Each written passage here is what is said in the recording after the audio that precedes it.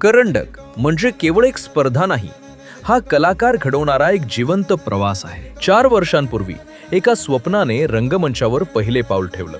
G.H. Raisoni करंडक, जिथे जिद्द होती, मेहनत होती आणि प्रत्येक कलाकाराच्या डोळ्यात स्वतःला सिद्ध करण्याची तीव्र ओढ होती.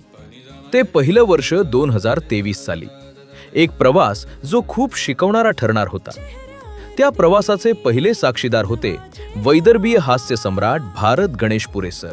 खूप छान एकांकिका आम्हाला पाहायला भेटला, आम्हाला शिकायला भेटलं त्या एकांकिकेमधनं. सगळेच खूप छान सादरीकरण करतात आणि त्यामधनं आम्हाला एक ऊर्जा भेटली. 2024 दुसरं वर्ष. अनुभवाने अधिक समृद्ध, आत्मविश्वासाने अधिक बळकट. रंगमंच अनुभवांनी भरत गेला आणि कलाकार अधिक परिपक्व होत गेले. या दुसऱ्या पर्वाच्या सहप्रवासात होते सगळ्यांचे लाडके श्री मकरंद दादा अनासपुरे. नाटकाची बनवायची असते की नाटकाला दररोज ऑडियन्स वेगळा असतो.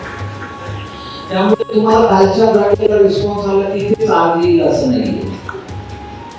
तर त्यामुळे गंमत अशी असते की दररोज प्रेक्षक बदलत असल्यामुळे तुम्हाला एका दिवशी वेगळीच जागा असते. मॅनेजमेंट असेल किंवा इथले प्रेक्षक असतील, प्रेक्षकांची आनंद आहे, काही नाटक बघण्याचा खूप छान आहे.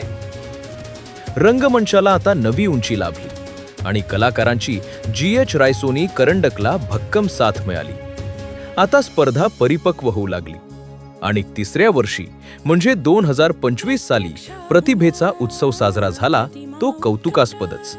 उत्कृष्ट सादरीकरण होते, भावनांची खोली होती, टाळ्यांचा गजर होता आणि मनाला स्पर्श करणारा अभिमानही होता.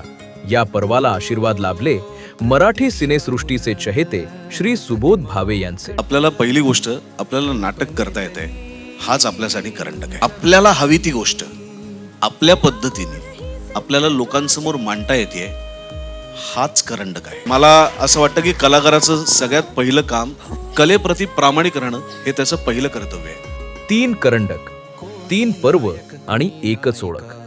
G.H. रायसोनी करंडक. फेब्रुवारी 2026 म्हणजे चौथ्या करंडकचा प्रवास, जो आता अंतिम टप्प्यावर आला आहे. या वर्षी आपण सगळ्यांच्या आवडत्या मराठी आणि तसेच हिंदी सिनेसृष्टी गाजवणाऱ्या सो कूल सोनालीताई कुलकर्णी यांच्याशी गप्पा आणि यांच्या उपस्थितीत कलाकारांचे कौतुक तसेच पुरस्कार वितरण सोहळा साजरा करणार आहोत. मागे वळून पाहताना जाणवतं, हा प्रवास केवळ आठवणी देऊन जात नाही, तो महाविद्यालयीन विद्यार्थ्यांच्या पुढच्या पिढीसाठी नवी स्वप्नही पेरून जातो. आपण नागपूरकरही या प्रवासाला साथ देणारच याची खात्री करंडकला आहे.